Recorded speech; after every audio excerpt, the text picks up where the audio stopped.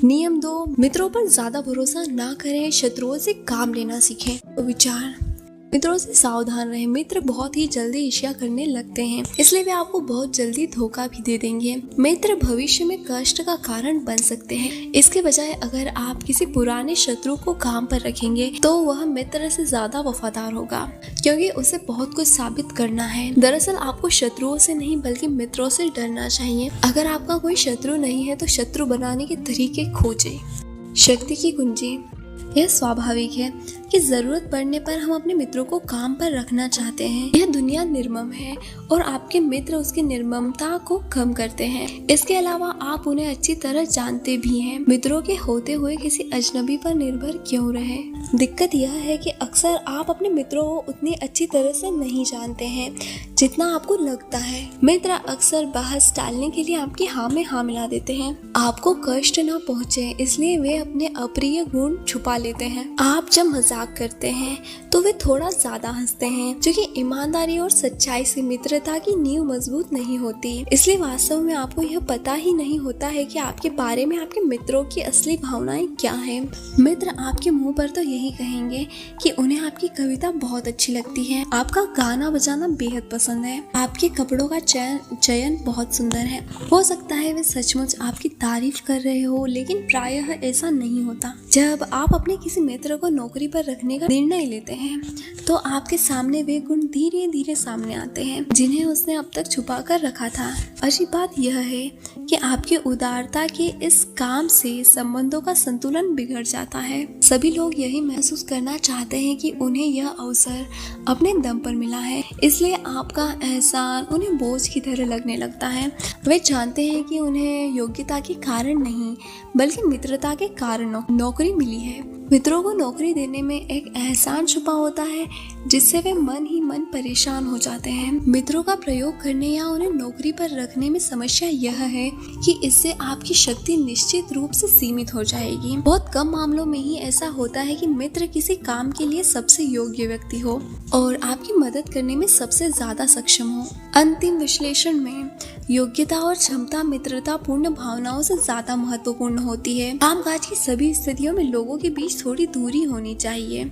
आप मित्र बनाने की नहीं बल्कि कोई काम करने की कोशिश कर रहे हैं और मित्रता चाहे सच्ची हो या झूठी इस तथ्य को ढक लेती है। शक्ति की कुंजी यह है कि आप में यह मूल्यांकन करने की क्षमता होनी चाहिए कि आपको सबसे ज्यादा फायदा कौन पहुंचा सकता है। दूसरी ओर आपके शत्रु सोने की ऐसी अनछुई खान है जिसका दोहन करना आपको सीखना चाहिए। नेपोलियन का विदेश मंत्री टेलीरैंड 1807 में इस निष्कर्ष पर पहुंचा कि नेपोलियन फ्रांस को बर्बादी के रास्ते पर ले जा रहा है, इसलिए उसके खिलाफ विद्रोह करना चाहिए। टेलीरैंड सम्राट के खिलाफ षड्यंत्र करने के खतरों को अच्छी तरह जानता था। उसे एक साथी की जरूरत थी। उसने सोचा इस तरह के अभियान में वह किसी मित्र पर भरोसा नहीं कर सकता। उसने खुफिया विभाग के प्रमुख फोके को चुना जो उसका सबसे बड़ा शत्रु था और जिसने उसकी हत्या करवाने की कोशिश भी करी थी।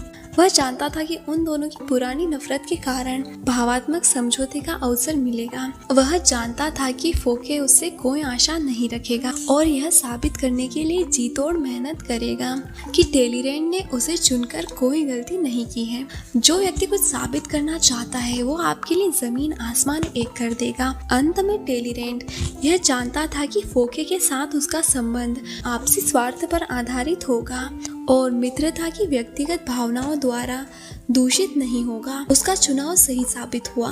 हालांकि वे नेपोलियन को सिंहासन से उतारने में सफल नहीं हुए। जब इतने शक्तिशाली और परस्पर विरोधी दो व्यक्तियों ने मिलकर सम्राट के खिलाफ मुहिम छेड़ी तो जनता ने भी इसमें उत्सुकता दिखाई और धीरे धीरे सम्राट के प्रति विरोध बढ़ने लगा।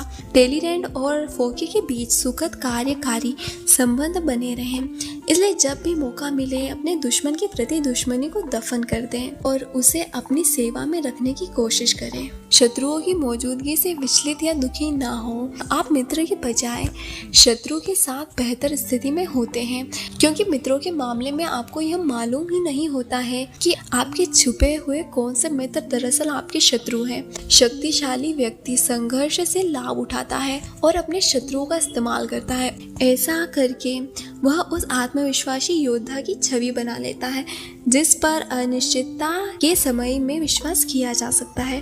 तस्वीर कृतज्ञता का जबड़ा। आप जानते हैं अगर आप शेर के मुंह में उंगली रखेंगे तो इसका परिणाम क्या होगा, इसलिए आप ऐसा नहीं करते हैं। मित्रों के साथ आप इस तरह की सतर्कता नहीं रखते हैं, इसलिए अगर आप उन्हें नौकरी पर रखेंगे तो वे आपकी कृतज्ञता से आपको कच्चा चबा जाएंगे। विशेषज्ञ की राय। यह सीखें कि अपने लाभ के लिए दुश्मनों का इस्तेमाल कैसे किया जाता है। आपको धार की तरफ से तलवार नहीं पकड़नी चाहिए वरना आपका हाथ कट जाएगा। इसकी बजाय आपको मुठ की तरफ से तलवार पकड़नी चाहिए ताकि आप खुद की रक्षा कर सकें।